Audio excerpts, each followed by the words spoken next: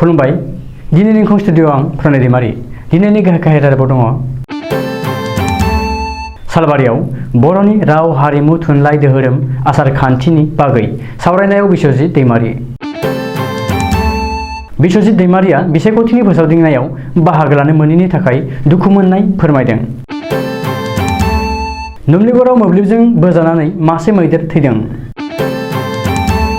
रुबुल दासआ राजल दल नागारबाय। मुवा बेसादनि बेसेन बांनाया उफेरा बिसायख'थियाव जेबो गोहोम गोग्लैया बुंदों रनजित दास। गिबि मन्थ्रिनि हेंथायै कंग्रेसआ बिसायख'थि आय'गनो अजदलाइ होदों। विराट कोहलीनि दैदेननायाव इन्डियान क्रिकेट हानजाया T20 वर्ल्ड कापआव गेलेगोन। लक्षी फुजानि समाव चिरांनि थेकाजोरा बाजार कमिटि आरो एबसुनि गेजेराव एना-एनि। सिख धोरोमारिफोरा आफगानिस्तानाव हालाय हाफाय। BPFनि आफादारि नेहाथारि गबिन्द बसुमतारिया जोबथा हां लाबाय। दानिया दङ आबुं रादाब।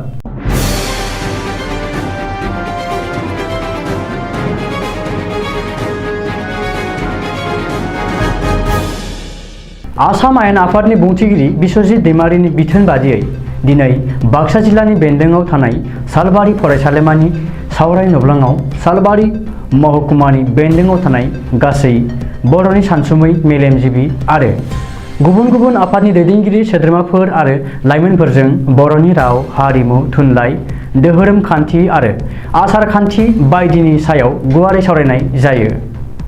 बे सावरायनाय जथुमाव आसाम आयेन आफादनि बुंथिगिरि बिश्वजित दैमारिया गाहाय आलासि महरै बाहागो लाफैयो। बिश्वजित दैमारिया सालबारियाव बर'नि राव हारिमु थुनलाइ धोरोम आसार खान्थिनि बागै सावरायनायाव बाहागो लाफैनानै खौरांगिरिफोरजों मोगा-मोगियाव बुंथिनाय बादिब्ला बेसेन बांनाया मोनसे साननो गोनां आयदा। बेसेन बांनायनि सायाव नायबिजिरनानै रायजो राजानो सुस्रांनाय होनो हायो आरो बेनि समाव मोनसे गोनां थांखि लागोन।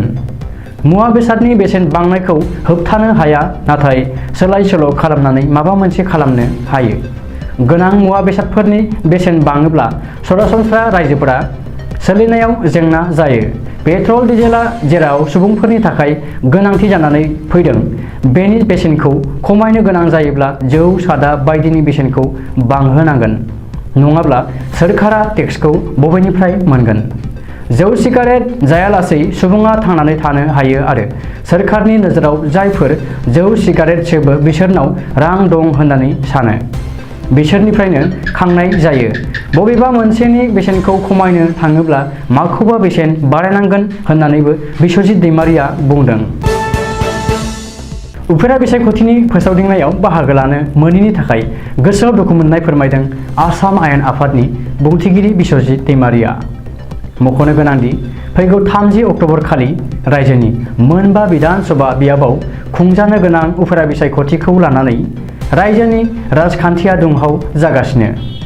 गिबि मन्थ्रिखौ लानानै मन्थ्रि MLA MP आरो गासैबो दोलोनि दैदेनगिरिफोरानो गोख्रों बिसायख'थि फोसावदिंनायाव मुखुब। नाथाय बे समावबो खथा सिङावनो सिरियै हाबसोनानै थानो गोनां जादों आसाम आयेन आफादनि बुंथिगिरि आरो पानेरि बियाबनि MLA बिश्वजित दैमारिया। मानोना आयेना बिश्वजित दैमारिखौ जायखिजाया बिसायख'थि फोसावदिंनाय आरो बायदि बायदि मेल मिथिङाव बाहागो लानायनिफ्राय होबथाना दोनदों। बिश्वजित दैमारिया आसाम आयेन आफादनि बुंथिगिरि जानायनि थाखाय बिसायख'थि फोसावदिंनायाव बाहागो लानो मोनाखै। बेनिखायनो गावनि गोसोआव दुखु मोननाय फोरमायदों बिश्वजित दैमारिया। नुमलिगरनि गुबुन गुबुन ओनसोलाव हाग्रानि मैदेर आरो सुबुंनि गेजेराव दावहाया सोलिगासिनो दङ।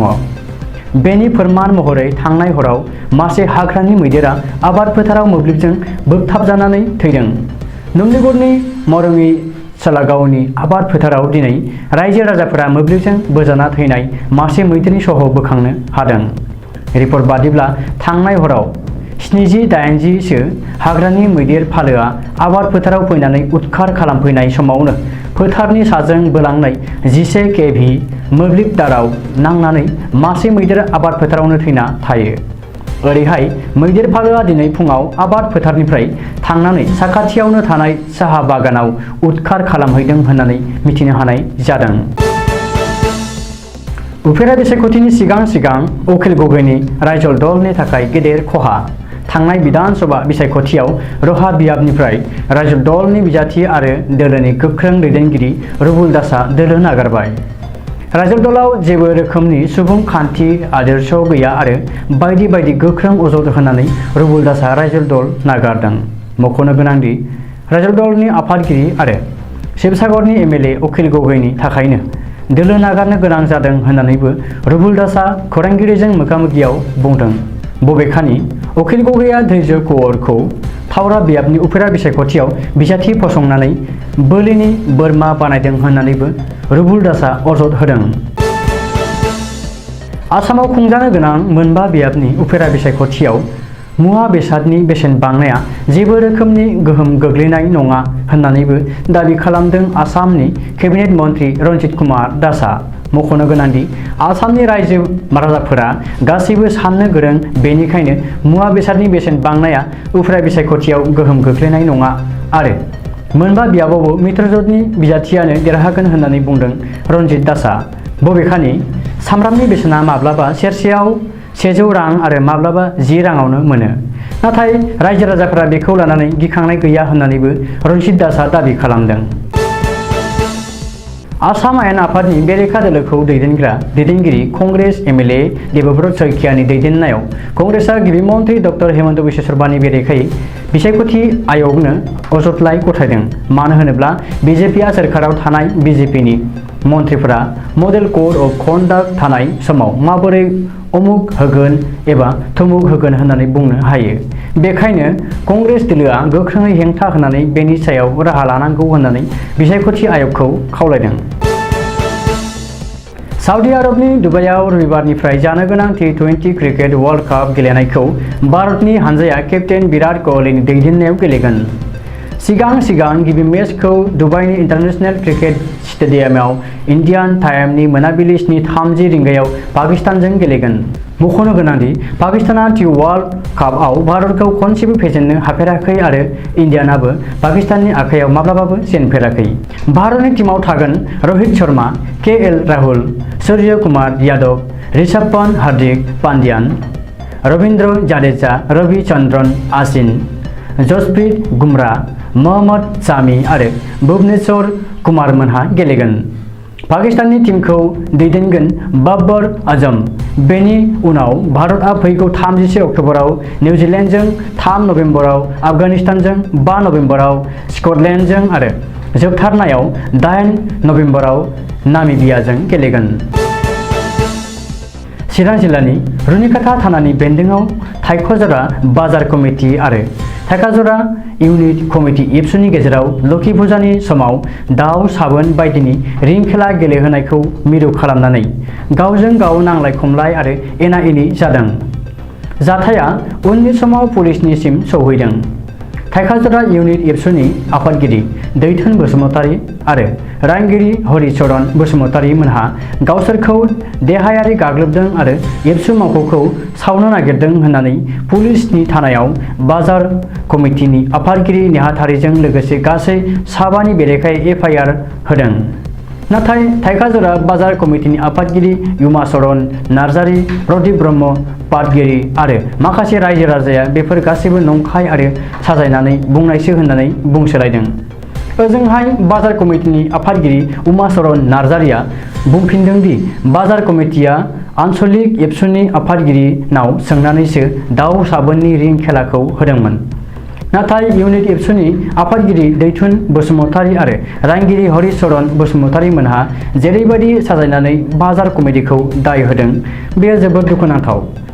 बेनि अनगायैबो उमाचरन नार्जारीया बुंबावदों दि सान्थिबारी आरो दुनाबारियाव जुवा गेलेहोनानै एबसुआ 1,50,000 रां लादों।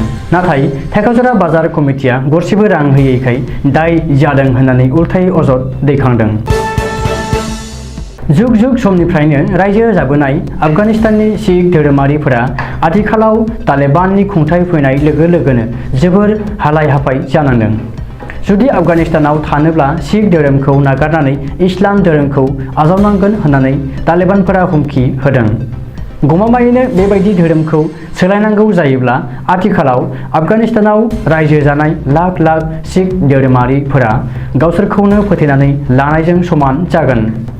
बे बिथिङाव राहा लानो थाखाय इन्टारनेशनेल हिउमेन राइट्स कमिशननि खाथियाव गोबां आफगानिस्ताननि सिख धोरोमारि आफादफोरा गावसोरखौ हेफाजाब होनो थाखाय आरज गाबदों।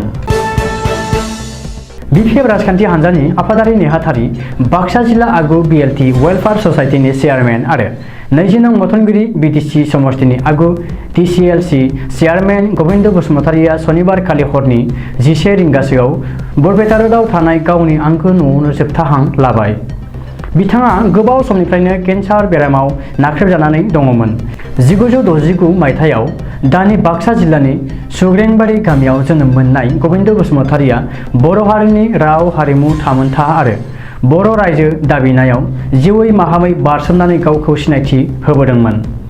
रुंसारि जानाय बिथांनि जिउमाया सोरगोआव आलो गोजोनै थाहैनो हाथों होननानै आथिखालाव गोबांसायानो अबंलावरिनि खाथियाव आरज गाबदों। दिनैनि रादाबा एसेनोसै, गोजोन्थों।